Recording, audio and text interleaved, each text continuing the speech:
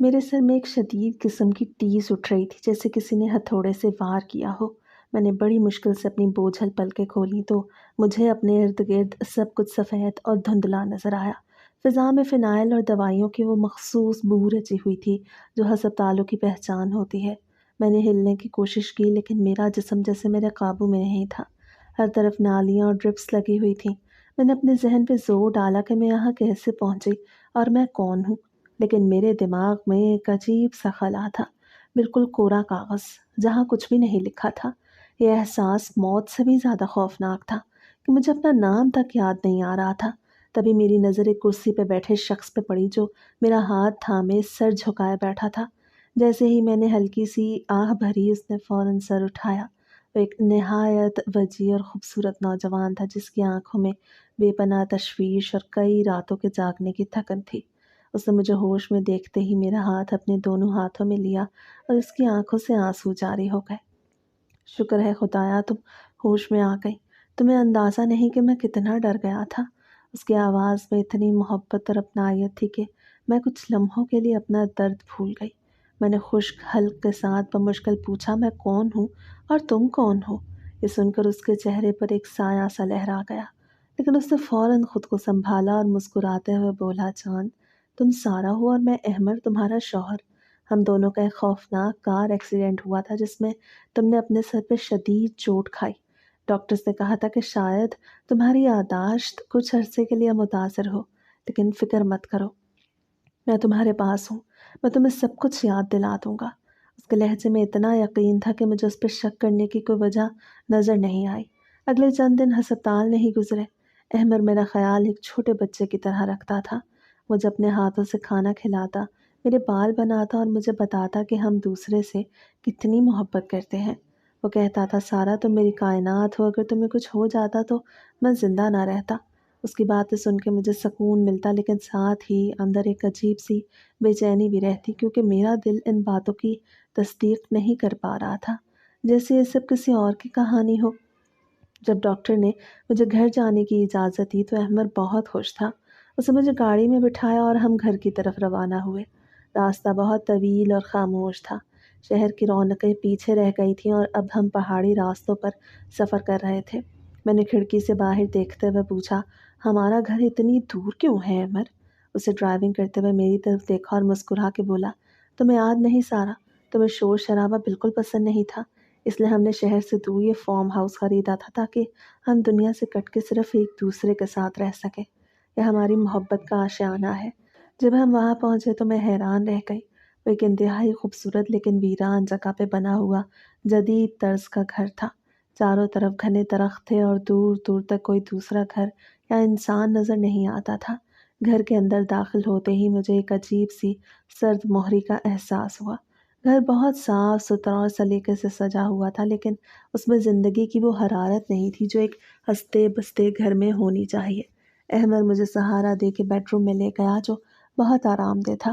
اس نے مجھے بستر پہ لٹایا اور ماتھے پہ بوسہ دیتے ہوئے کہا، اب تم یہاں بالکل محفوظ ہو، تمہیں بس آرام کرنا ہے، میں تمہارے لیے تمہارا پسندیدہ سوپ بنا کے لاتا ہوں۔ میں نے کمرے کا جائزہ لینا شروع کیا۔ دیواروں پہ خوبصورت پینٹنگز لگی تھی لیکن مجھے کوئی بھی خاندانی تصویر نظر نہیں آئی۔ میں نے سوچا شاید ہم تصویریں لگانے کے شوقین نہیں ہوں گے۔ کچھ دیر بعد احمد سوپ لے کے آیا تو میں نے اس سے پوچھا، احمد ہماری شادی کی تصویریں کہاں ہیں، یا ہمارے والدین کی تصویریں؟ اس سوال پر وہ ایک لمحے کے لیے ٹھٹکا اور چمچ پلیٹ میں واپس رکھ دیا۔ پھر اس نے نرمی سے میرا ہاتھ تھاما اور بولا، سارا ڈاکٹر نے سختی سے منع کیا ہے کہ تمہیں ابھی ماضی کا کوئی بھی ایسا دباؤ نہیں دینا جس سے تمہارے دماغ پہ زور پڑے، اس لیے میں نے تمام تصویریں اور پرانی چیزیں فی الحال ہٹا دی ہیں تاکہ تم پرسکون رہ سکو۔ جب تم ٹھیک ہو جاؤ گی تو ہم سب کچھ واپس لگا دیں گے۔ اس کی دلیل بہت منطقی تھی، اس لیے میں خاموش ہو گئی۔ دن گزرتے گئے اور میری دنیا صرف اس گھر اور احمد تک محدود ہو کے رہ گئی۔ احمد میرا خیال رکھنے میں کوئی کسر نہیں چھوڑتا تھا۔ وہ صبح اٹھتے ہی میرے لیے ناشتہ بناتا، دوپہر کا کھانا اور رات کا ڈنر سب وہ خود کرتا۔ مجھے حیرت ہوتی کہ اس نے کوئی ملازم کیوں نہیں رکھا۔ جب میں نے پوچھا تو اس نے کہا کہ تمہیں پرائیویسی پسند ہے، اور ویسے بھی میں نہیں چاہتا کہ اس حالت میں کوئی اجنبی تمہارے آس پاس ہو۔ وہ مجھے روزانہ ہماری محبت کی داستانیں سناتا۔ وہ بتاتا کہ کیسے ہم یونیورسٹی میں ملے تھے، کیسے میں نے اسے پہلی نظر میں پسند کر لیا تھا اور کیسے میرے گھر والے ہماری شادی کے خلاف تھے، لیکن ہم نے سب سے لڑ کر یہ شادی کی۔ وہ بتاتا کہ میں پینٹنگ کی بہت شوقین تھی اور گھنٹوں کینوس کے سامنے بیٹھی رہتی تھی۔ ایک دن اس نے مجھے رنگ اور برش لا کے دیا اور کہا، جان تم بور ہو رہی ہوگی، کیوں نہ تم کچھ پینٹ کرو۔ میں نے خوشی خوشی برش اٹھایا، لیکن جیسے ہی میں نے کینوس پہ ہاتھ لگایا مجھے سمجھ نہیں آیا کہ کہاں سے شروع کروں۔ میرے ہاتھ میں وہ روانی نہیں تھی جو ایک آرٹسٹ میں ہونی چاہیے۔ میں نے ٹیڑھی میڑھی لکیریں لگائیں اور مایوس ہو کے برش رکھ دیا۔ احمد نے یہ دیکھا تو ہنس پڑا اور بولا، کوئی بات نہیں، چوٹ کی وجہ سے تمہارے ہاتھ ابھی سیٹ نہیں، آہستہ آہستہ سب ٹھیک ہو جائے گا۔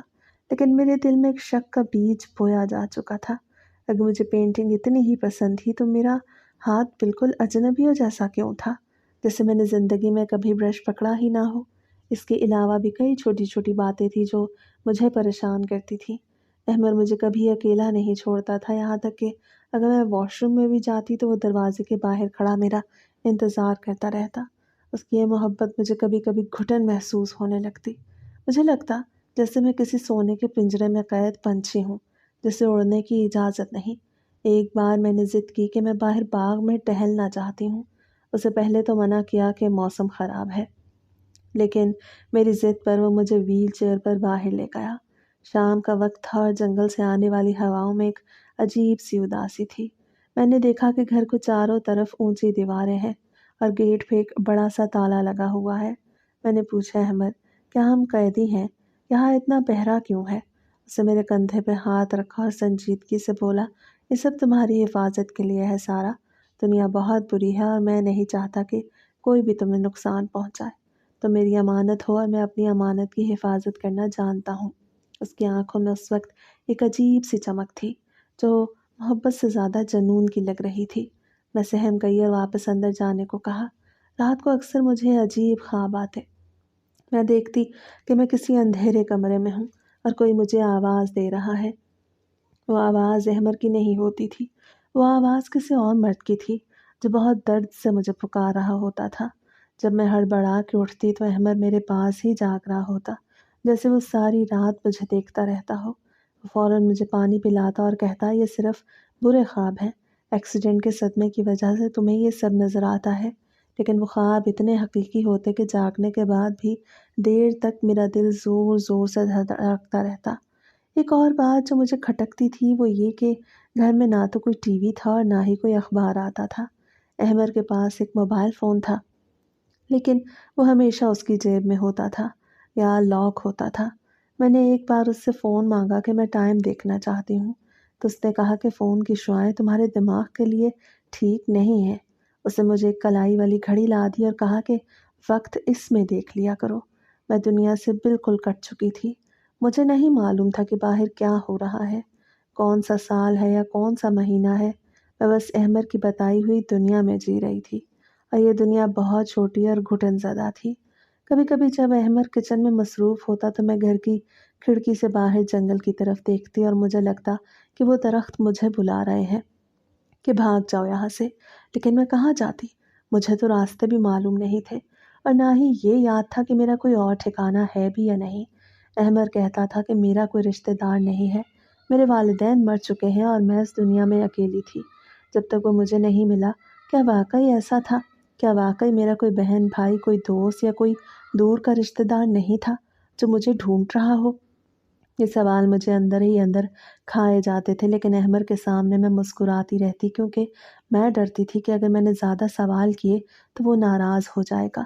اس کا غصہ میں نے ابھی تک نہیں دیکھا تھا، لیکن اس کی مسکراہٹ کے پیچھے چھپی سختی مجھے خوف زدہ کرتی تھی۔ وہ اکثر میرے بالوں میں انگلیاں پھیرتے ہوئے کہتا، سارا تم نہیں جانتی میں نے تمہیں پانے کے لیے کتنی دعائیں مانگی ہیں، اب میں تمہیں کبھی خود سے دور نہیں جانے دوں گا، چاہے موت بھی آ جائے۔ اس جملے میں محبت کم اور دھمکی زیادہ لگتی تھی۔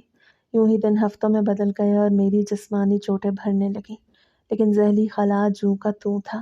مجھے اپنے ماضی کا ایک بھی لمحہ یاد نہیں آ رہا تھا۔ احمد میری صحت یابی سے بہت خوش تھا، لیکن جیسے جیسے میں ٹھیک ہو رہی تھی اس کی نگرانی اور سختی بڑھتی جا رہی تھی۔ اب وہ مجھے کمرے سے باہر نکلنے پہ بھی ٹوکتا تھا کہ ابھی آرام کرو، حالانکہ میں خود کو کافی بہتر محسوس کر رہی تھی۔ مجھے لگ رہا تھا کہ کچھ تو ایسا ہے جو وہ مجھ سے چھپا رہا ہے، کوئی ایسا راز جو ان دیواروں کے پیچھے دفن ہے، اور مجھے اس راز کو جاننا ہوگا، ورنہ میں اس گھٹن اور شک کی فضا میں پاگل ہو جاؤں گی۔ یہ میرا گھر تھا یا قید خانہ؟ میرا شوہر میرا محافظ تھا یا میرا جیلر؟ یہ سوالات اب مجھے سونے نہیں دیتے تھے۔ میں نے فیصلہ کر لیا تھا کہ میں حقیقت جان کے رہوں گی، چاہے وہ کتنی ہی تلخ کیوں نہ ہو۔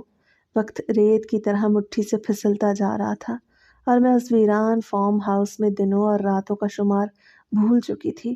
میری جسمانی حالت اب پہلے سے بہت بہتر تھی، سر کے زخم بھی بھر چکے تھے اور پٹی بھی اتر گئی، لیکن میرے دماغ پہ چھائی ہوئی دھند چھٹنے کا نام نہیں لے رہی تھی، بلکہ جیسے جیسے دن گزر رہے تھے یہ دھند مزید گہری اور پراسرار ہوتی جا رہی تھی۔ بظاہر سب کچھ بہترین تھا، ایک محبت کرنے والا شوہر، پرسکون ماحول اور ہر طرح کی آسائش، لیکن سب مجھے خوبصورت خواب کے بجائے کسی ڈراؤنے خواب کا پیش خیمہ لگنے لگا تھا۔ احمد کا رویہ میرے ساتھ بہت عجیب تھا، وہ بیک وقت ایک شفیق باپ، ایک سخت گیر نگران جیسا برتاؤ کرتا تھا۔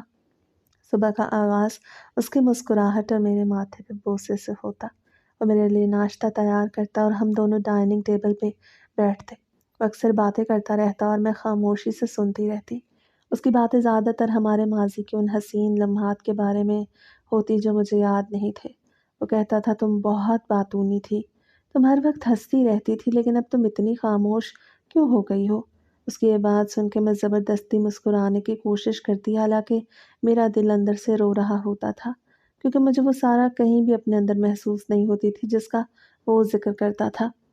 مجھے لگتا تھا وہ کسی اور عورت کی بات کر رہا ہے اور میں بس اس کا کردار ادا کرنے کی کوشش کر رہی ہوں۔ ان کا زیادہ تر وقت میں گھر کے اندر ہی گزارتی تھی۔ احمد نے مجھے سختی سے منع کر رکھا تھا کہ میں گھر کی حدود سے باہر نہ جاؤں۔ اس کا کہنا تھا کہ باہر جنگلی جانوروں کا خطرہ ہے اور میری طبیعت ابھی ناساز ہے، لیکن کھڑکی سے باہر پھیلا ہوا سبزہ اور نیلا آسمان مجھے اپنی طرف کھینچتا تھا۔ مجھے لگتا تھا کہ وہ کھلی فضا ہی میری مسیحا ہے۔ ایک دن میں نے بہت ہمت کر کے کہا، احمد مجھے بہت گھٹن ہو رہی ہے، کیا ہم آج شہر جا سکتے ہیں یا کم از کم کسی پارک میں چلیں؟ مجھے لوگوں کو دیکھنا ہے۔ یہ سنتے ہی احمد کا چہرہ جو ابھی تک حشاش بشاش تھا اچانک سپاٹ ہو گیا۔ اس اپنے ہاتھوں میں پکڑا ہوا کافی کا مگ زور سے میز پہ رکھا، جس کی آواز سے میں سہم گئی۔ اس کی آنکھوں میں ایک ایسی اجنبیت امڑ آئی جو میں نے پہلے کبھی نہیں دیکھی تھی۔ اسے ٹھنڈے اور سخت لہجے میں کہا، سارا، میں نے تمہیں کتنی بار سمجھایا ہے کہ ڈاکٹر نے تمہیں بھیڑ بھاڑ اور شور شرابے سے دور رہنے کا کہا ہے۔ تم کیوں نہیں سمجھتی کہ تمہارے بھلے کے لیے ہے؟ کیا تم مجھ پہ بھروسہ نہیں کرتی؟ کیا میں تمہیں خوش نہیں رکھ پا رہا؟ اس کے لہجے میں چھپا ہوا غصہ اور الزام مجھے لرزا گیا۔ میں نے فوراً معافی مانگ لی اور کہا میرا وہ مطلب نہیں تھا، میں بس تھوڑی بور ہو رہی تھی۔ میری معافی سن کے اس کا موڈ فوراً بدل گیا اور وہ دوبارہ وہی نرم خو احمر بن گیا۔ اس نے میرے پاس آ کے مجھے گلے لگایا اور بولا، سوری، میں بس تمہارے لیے پریشان ہو جاتا ہوں۔ میں نہیں چاہتا کہ تمہیں دوبارہ سر درد ہو یا تم کسی بھی مشکل میں پڑو۔ ہم یہیں گھر پہ مووی دیکھیں گے۔ اس کے بعد مجھے کوئی پرانی رومانوی فلم لگا کر دی، لیکن میرا دھیان فلم میں نہیں تھا، میرا دھیان اس کے بدلتے ہوئے رویوں پر تھا۔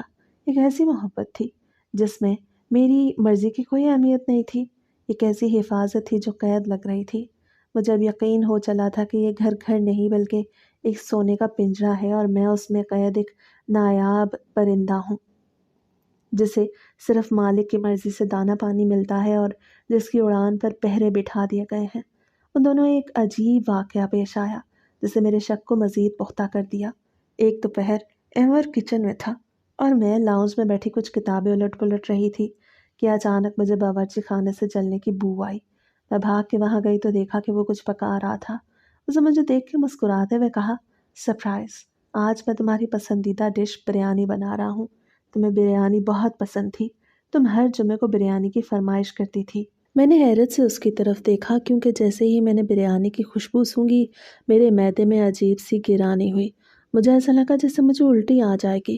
میں نے جھجکتے ہوئے کہا، احمد، مجھے نہیں لگتا کہ مجھے بریانی پسند ہے، مجھے اس کی خوشبو سے چڑ ہو رہی ہے۔ یہ سن کے وہ ہنس پڑا اور بولا، ارے پاگل ہو گئی ہو کیا؟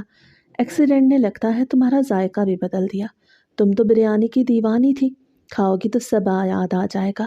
جب کھانا میز پہ لگا تو اسے زبردستی میری پلیٹ بھر دی۔ میں نے پہلا نوالا لیا تو مجھے لگا کہ میں زہر کھا رہی ہوں۔ مجھے مرچیں اور مسالے بالکل بھی اچھے نہیں لگ رہے تھے۔ میرا ذوق انتہائی سادہ کھانوں کا تھا۔ یہ کیسے ہو سکتا ہے کہ ایک انسان کی پسند ناپسند اتنی بدل جائے؟ یادداشت جا سکتی ہے لیکن فطرت تو نہیں بدلتی نا۔ میں نے بمشکل چند نوالے کھائے اور پھر پلیٹ سائڈ پہ کر دی۔ احمد نے یہ دیکھ کے ماتھے پہ بل ڈالے لیکن کچھ کہا نہیں۔ اس رات مجھے پھر وہی خواب آیا۔ میں نے دیکھا کہ میں خوبصورت لان میں بیٹھی ہوں اور میرے سامنے ایک مرد بیٹھا ہے جس کا چہرہ دھندلا ہے لیکن اس کا کہا بہت واضح ہے۔ وہ کہہ رہا ہے، سارا تم پھر سے چائے میں چینی بھول گئی، اور میں بھی اس کے ساتھ ہنس رہی ہوں۔ اس خواب میں ایک سکون تھا، ایک ایسی خوشی تھی جو مجھے احمد کے ساتھ کبھی محسوس نہیں ہوئی۔ جب میری آنکھ کھلی تو میرا تکیہ آنسوں سے بھیگا ہوا تھا۔ میں نے اپنے ساتھ سوئے ہوئے احمد کو دیکھا۔ وہ گہری نیند میں تھا لیکن مجھے اس کے چہرے سے خوف آ رہا تھا۔ مجھے لگا یہ وہ آدمی نہیں ہے جو میرے خواب میں تھا۔ خواب والا آدمی کوئی اور تھا۔ اس کا لمس، اس کی خوشبو، اس کی ہنسی، سب کچھ الگ تھا۔ یہ کون تھا جو میرے ساتھ لیٹا تھا؟ یہ سوال مجھے پاگل کر رہا تھا۔ میں دبے پاؤں بستر سے اٹھی اور کمرے سے باہر نکل آئی۔ پورا گھر اندھیرے میں ڈوبا ہوا تھا، صرف چاند کی روشنی کھڑکیوں سے اندر آ رہی تھی۔ میں چلتے چلتے گھر کے مرکزی دروازے تک پہنچی۔ میں نے سوچا کہ شاید دروازہ کھلا ہو اور میں باہر جا کے دیکھ سکوں کہ دنیا کیسی دکھتی ہے۔ میں نے ہینڈل گھمایا لیکن وہ لاک تھا، اور صرف ایک لاک نہیں بلکہ اوپر نیچے 3-4 لاک لگے ہوئے تھے۔ میں نے مایوسی سے سر دروازے سے ٹکا دیا۔ یہ کوئی معمولی گھر نہیں تھا، یہ ایک قلعہ تھا جسے فتح کرنا ناممکن تھا۔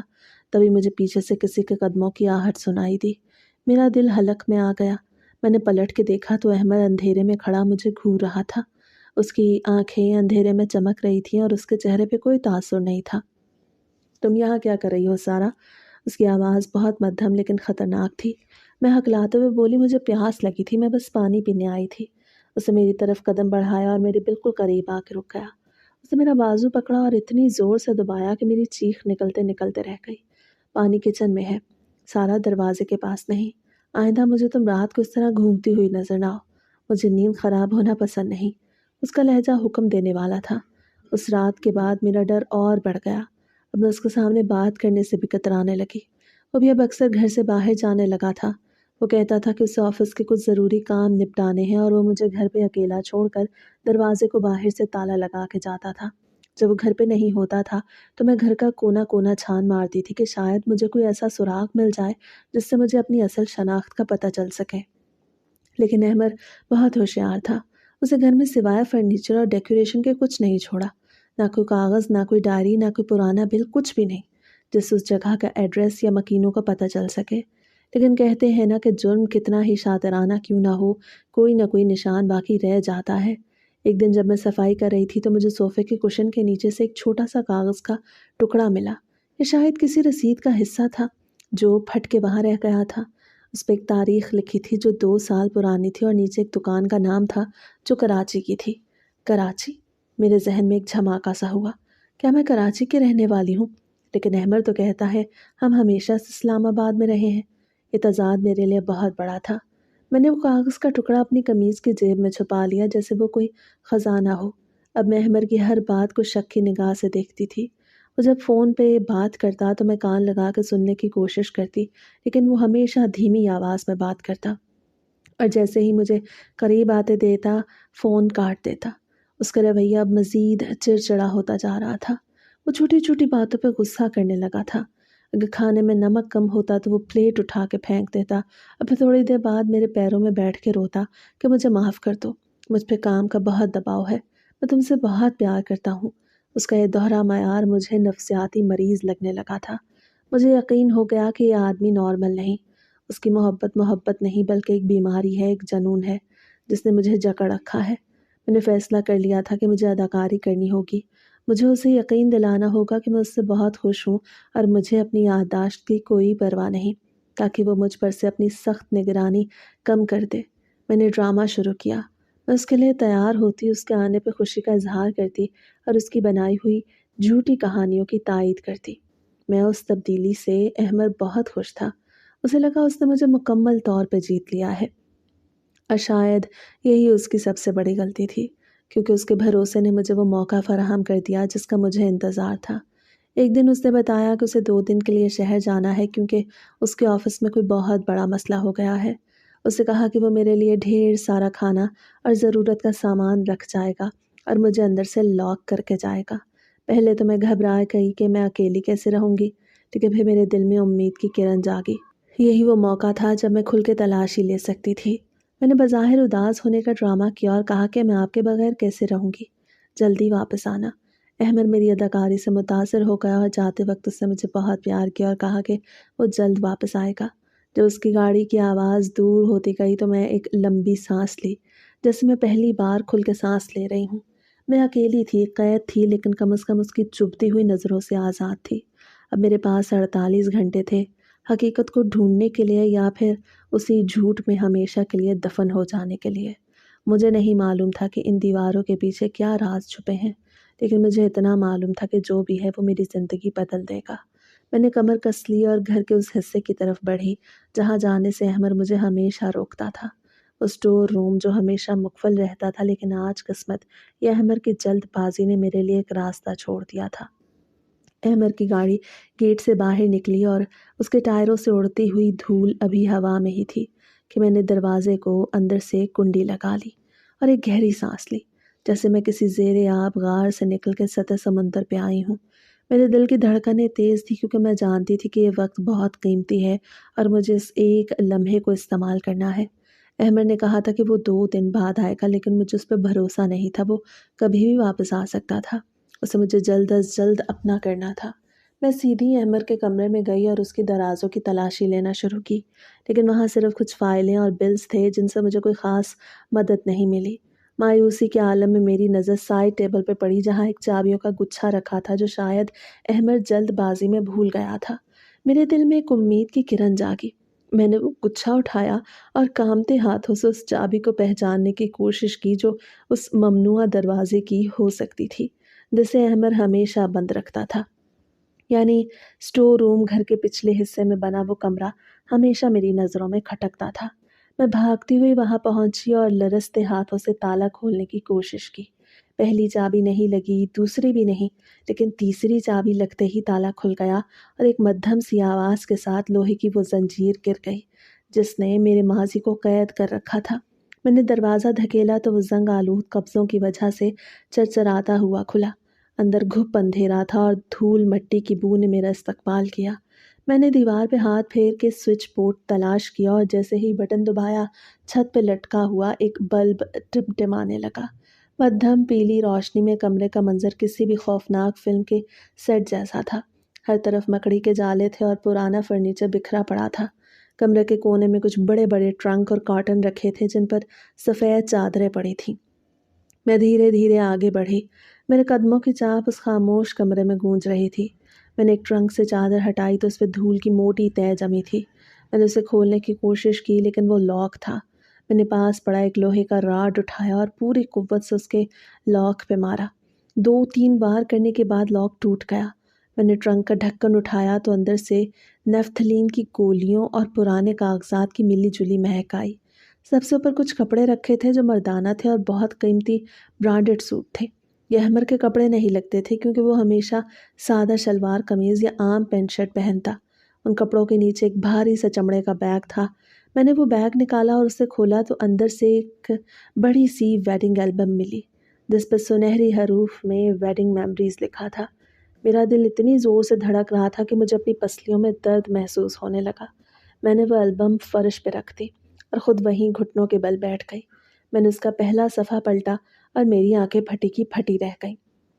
तस्वीर में दुल्हन मैं ही थी, सुर्ख रंग के भारी अरूसी जोड़े में मलबूस, जेवरात से लदी हुई, और मेरे चेहरे पे वो खुशी थी जो मैंने इस घर में कभी महसूस नहीं की। लेकिन मेरे साथ खड़ा दूल्हा अहमद नहीं, वो एक नहायत अमीर कबीर नज़र आने वाला बावकार शख्स था, जिसकी शख्सियत से रोब और तमकिनत टपक रही थी।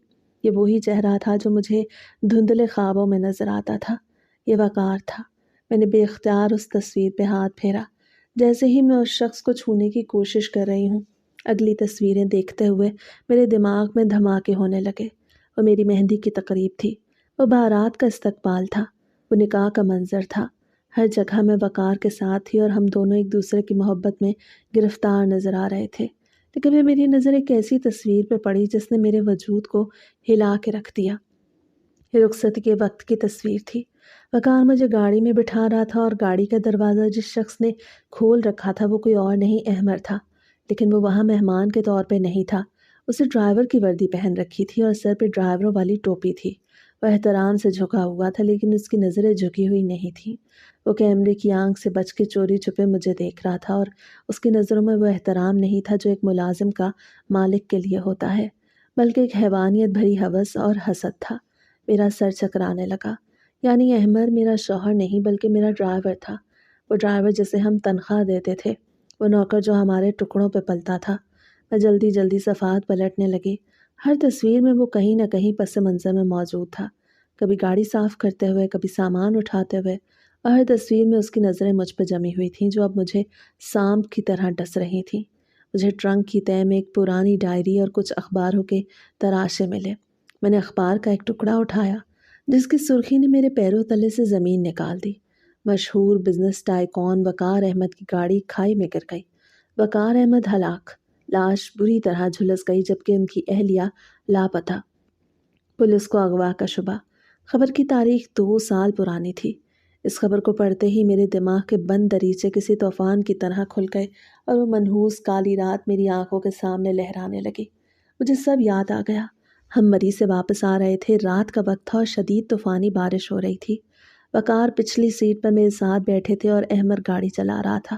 وقار نے اسے کہا تھا کہ احمر گاڑی آہستہ چلاؤ، بارش بہت تیز ہے، لیکن اسے سپیڈ کم کرنے کے بجائے بڑھا دی۔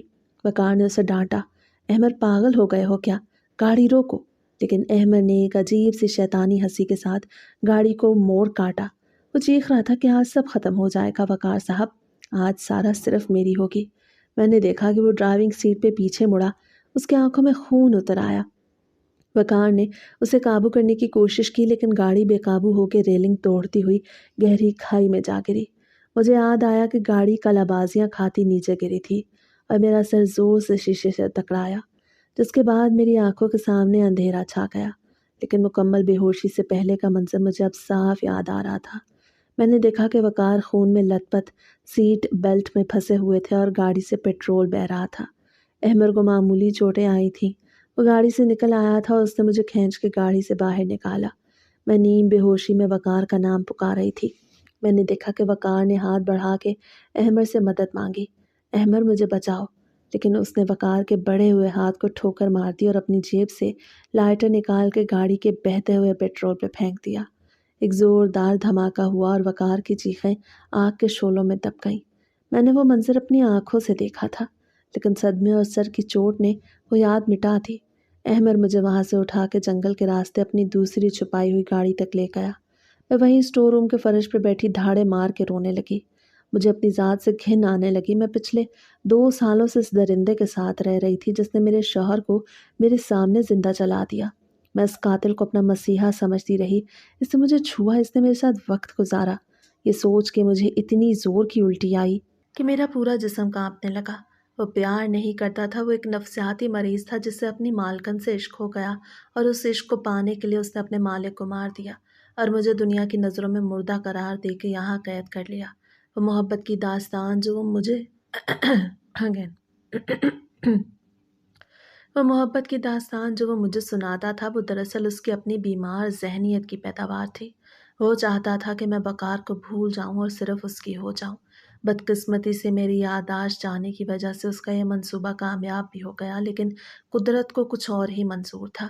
آج اس کی غلطی نے اس کا سارا کچا چٹھا کھول کے رکھ دیا۔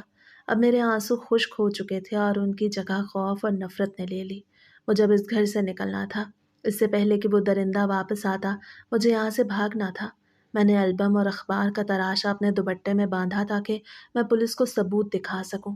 میں کھڑی ہوئی لیکن ٹانگیں میرا بوجھ نہیں اٹھا پا رہی تھیں۔ مجھے وقار کا چہرہ یاد آ رہا تھا، اس کی محبت یاد آ رہی تھی اور پھر اس کا جلتا ہوا جسم میری آنکھوں کے سامنے گھوم رہا تھا۔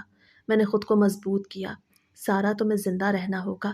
وقار کے انصاف کے لیے تمہیں یہاں سے نکلنا ہوگا۔ میں اسٹور روم سے باہر نکلنے ہی والی تھی کہ اچانک مجھے باہر بجری پہ گاڑی کے ٹائروں کی آواز سنائی دی۔ میرا دل خوف سے بند ہونے لگا۔ وہ واپس آ گیا تھا، اتنی جلدی واپس آ گیا۔ میں وہیں جم گئی۔ میرے پاس چھپنے کی کوئی جگہ نہیں تھی اور میں اسٹور روم میں تھی جس کا تالا ٹوٹا ہوا تھا۔ اگر اس نے مجھے یہاں دیکھ لیا تو مجھے جان سے مار دے گا۔ میں نے تیزی سے سوچا اور اسٹور روم کے دروازے کی اوٹ میں چھپ گئی۔ باہر قدموں کی آواز قریب آ رہی تھی۔ وہ سیٹی بجاتا ہوا آ رہا تھا، اسے اپنی کامیابی میں بہت ناز تھا۔ وہ ہال میں داخل ہوا اور اس نے آواز دی، جان میں واپس آ گیا ہوں۔ سرپرائز، میں تم سے دور نہیں رہ سکا۔ اس کی آواز سن کے میرے رونگٹے کھڑے ہو گئے۔ یہ وہی آواز تھی جو وقار کی موت کے وقت کہے لگا رہی تھی۔ قدموں کی آواز اسٹور روم کی طرف نہیں بلکہ میرے کمرے کی طرف گئی۔ مجھے وہاں نہ پا کے یقیناً ڈھونڈے گا، اور جب وہ دیکھے گا کہ اسٹور روم کا تالا ٹوٹا ہے تو وہ سب سمجھ جائے گا۔ مجھے اس کے سمجھنے سے پہلے کوئی قدم اٹھانا تھا۔ میں نے دیکھا کہ وہ میرے کمرے میں داخل ہوا ہے۔ میں دبے پاؤں اسٹور روم سے نکلی اور مین گیٹ کی طرف بھاگی، لیکن مین گیٹ پہ وہ تالا لگا کے آیا تھا۔ میں پھنس چکی تھی۔ اب میرے پاس صرف ایک راستہ تھا کہ میں گھر کے پچھلے دروازے سے جنگل کی طرف بھاگوں، لیکن اس سے پہلے کہ میں کچن کی طرف مڑتی اس کی آواز میرے پیچھے سے آئی۔ اس آواز میں اب مٹھاس نہیں تھی بلکہ ایک سرد اور خوفناک لہجہ تھا۔ سارا، تم کہاں جا رہی ہو اور تمہارے ہاتھ میں کیا ہے؟ میں وہیں رک گئی اور آہستہ سے پلٹی۔ وہ میرے سامنے کھڑا تھا۔ اس کی نظریں میرے ہاتھ میں پکڑے البم پہ تھیں اور اس کے چہرے پر ایک شیطان مسکرا رہا تھا۔ اس نے ایک گہری سانس لی اور بولا، تو آخر کار تمہیں پتہ چل ہی گیا۔ میں نے سوچا تھا کہ ہم خوشی خوشی رہیں گے، لیکن شاید تمہیں سچ جاننے کا بہت شوق تھا۔ اب شوق پورا ہو گیا ہے تو اس کی قیمت بھی ادا کرنی پڑے گی۔ وہ آہستہ آہستہ میری طرف بڑھ رہا تھا اور اس کے ہاتھ میں ایک لمبا چاقو تھا جو شاید وہ کچن سے اٹھا لایا تھا۔ اب میرے اور موت کے درمیان صرف چند قدموں کا فاصلہ تھا، لیکن اب میں وہ ڈری ہوئی سارا نہیں تھی۔ اب میرے اندر وقار کی محبت اور نفرت کی آگ جل رہی تھی۔ میں نے پیچھے ہٹنے کے بجائے اس کی آنکھوں میں آنکھیں ڈال کے دیکھا اور کہا، ہاں، مجھے پتہ چل گیا ہے کہ تم میرے شوہر نہیں بلکہ ایک گھٹیا قاتل اور ڈرائیور ہو۔ اب میں تمہیں کبھی معاف نہیں کروں گی۔ میری اس بات نے جیسے اس کے اندر کے جانور کو جگا دیا۔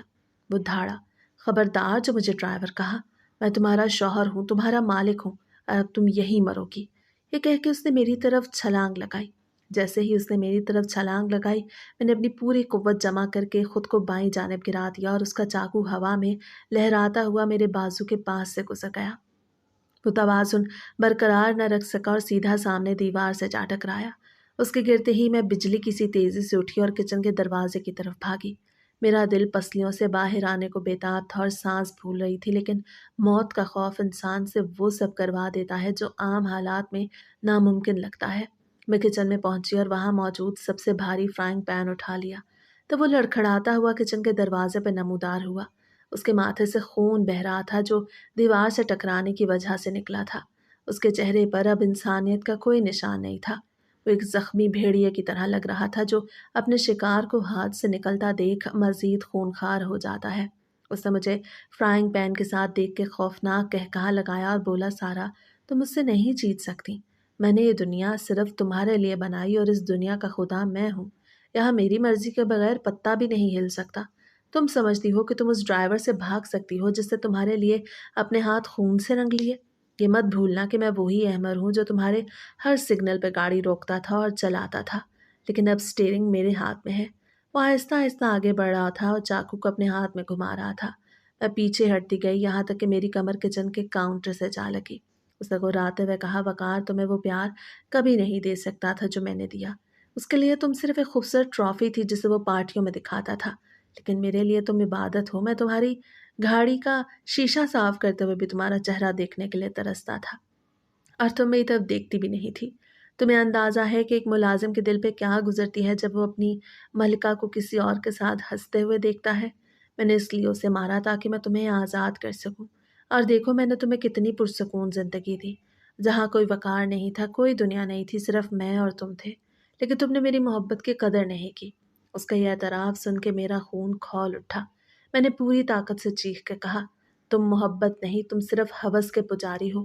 وقار کی جوتی کی خاک بھی تمہارے وجود سے بہتر تھی۔ تم نے اسے مار کے میری زندگی برباد کر دی، اور تم سمجھتے ہو کہ میں تم سے محبت کروں گی؟ میں تم پہ تھوکتی بھی نہیں۔ میں سنتے ہی وہ پاگل ہو گیا اور چیختا ہوا میری طرف لپکا۔ میں نے فوراً پاس پڑی ہوئی لال مرچوں کی برنی اٹھائی اور اس کا ڈھکن کھول کے ساری مرچیں اس کے چہرے پہ پھینک دیں۔ مرچیں سیدھی اس کی آنکھوں اور زخموں میں گئیں اور وہ درد سے بلبلا اٹھا۔ اس کے ہاتھ سے چاقو چھوٹ گیا اور وہ دونوں ہاتھوں سے اپنی آنکھیں ملنے لگا۔ یہ میرا موقع تھا۔ میں نے وہیں سے فرائنگ پین گھمایا اور پوری قوت سے اس کے سر پہ دے مارا۔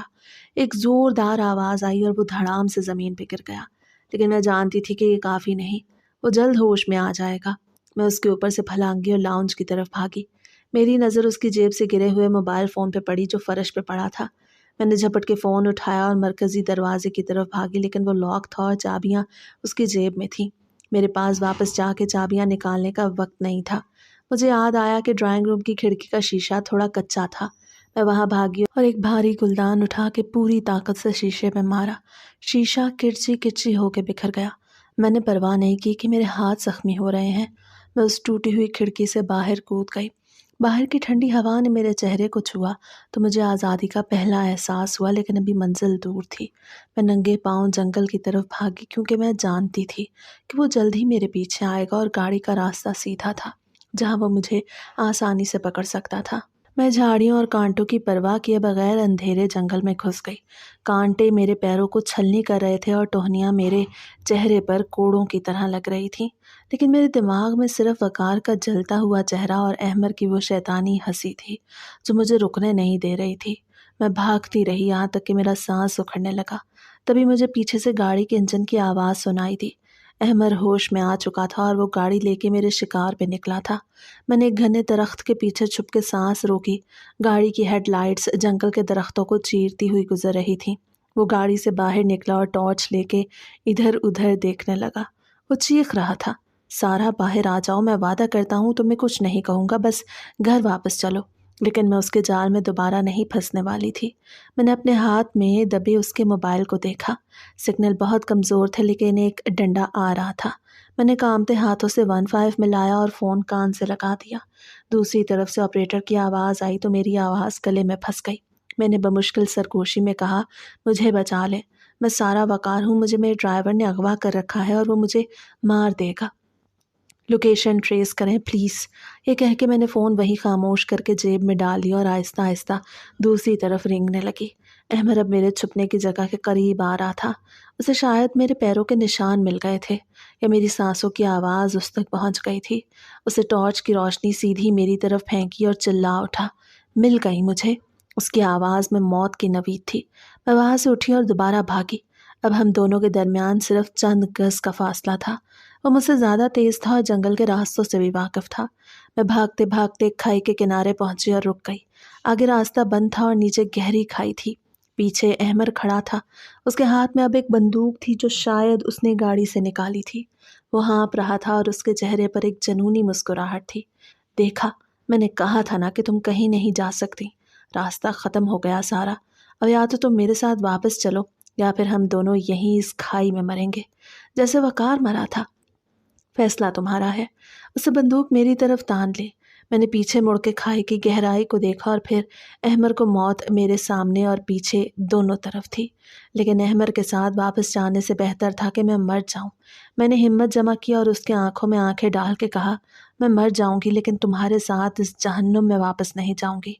तुमने मेरे जिस्म को कैद कर लिया था, लेकिन मेरी रूह वकार की थी और हमेशा रहेगी।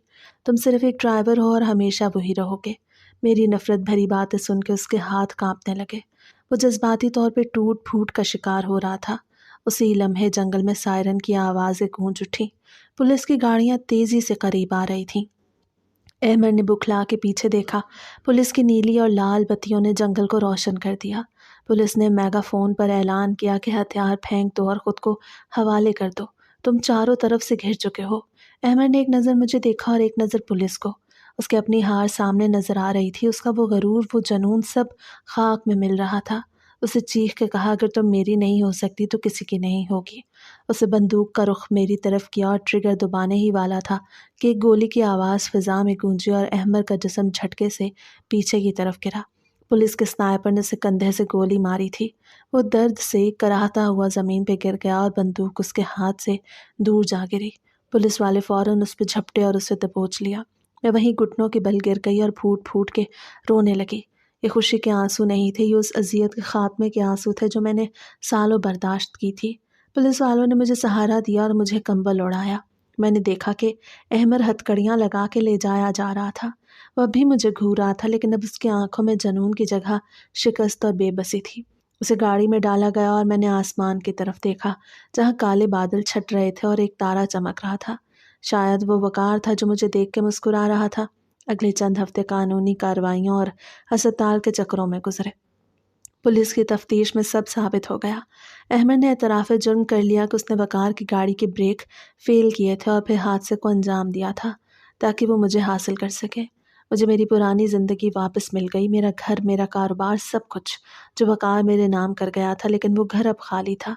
उसके दरो दीवार में वकार की यादें थीं जो मुझे जीने का हौसला देती थीं।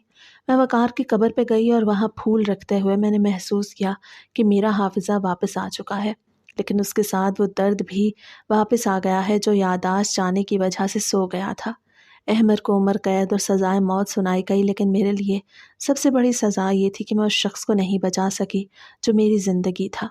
तहम उस हादसे ने मुझे एक नया सबक सिखाया कि ज़िंदगी सिर्फ सांस लेने का नाम नहीं बल्कि अपनी पहचान और सच्चाई के लिए लड़ने का नाम है। मैंने अहमद की इस झूठी जन्नत को ठुकरा के ये साबित कर दिया कि सोने के पिंजरे में मिलने वाली सहूलतें कभी भी आज़ादी की इस खुली फ़िज़ा का नेमोल बदल नहीं हो सकती, चाहे उसमें कितनी ही मुश्किलात क्यों ना हों। आज मैं अकेली हूँ लेकिन मैं आज़ाद हूँ। मैं सारा वकार हूँ, किसी जनूनी की कैदी नहीं, और यही मेरी सबसे बड़ी जीत थी। कहानी का इख्तिताम उस मोड़ पर हुआ कि सच्चाई कितनी ही कड़वी क्यों ना हो, वो झूठ के मीठे जहर से 1000 दर्जा बेहतर होती है। और जुनून चाहे कितना ही शदीद क्यों ना हो, वो कभी पाकीज़ा मोहब्बत का मकाम नहीं ले सकता।